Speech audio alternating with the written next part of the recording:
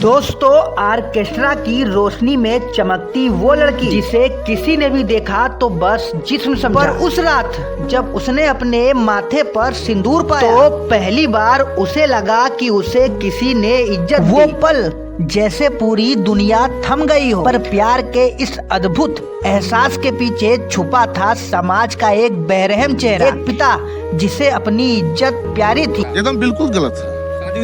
हाँ, पूरे गलत, पूरे समाज की एकदम बिल्कुल गलत है। और एक समाज जो हर ख्वाब कुचल देता अब था। वो लड़की अपने आंसुओं में डूबी है। जिस सिंदूर ने उसे अपनेपन का वादा दिया था वही अब उसके अकेलेपन का साथी बन गया है। जो सवाल करती है खुद से, क्या उसका प्यार सच्चा था या यह भी एक छलावा। एक उम्मीद के साथ वो जीती है कि शायद एक दिन वो लड़का वापस आएगा। पर दिल के किसी कोने में जानती है कि ये समाज कभी सच्चे प्यार को समझ नहीं पाएगा। खैर दोस्तों, अगर आपको भी किसी से प्यार हुआ होगा तो कमेंट में जरूर बताइएगा।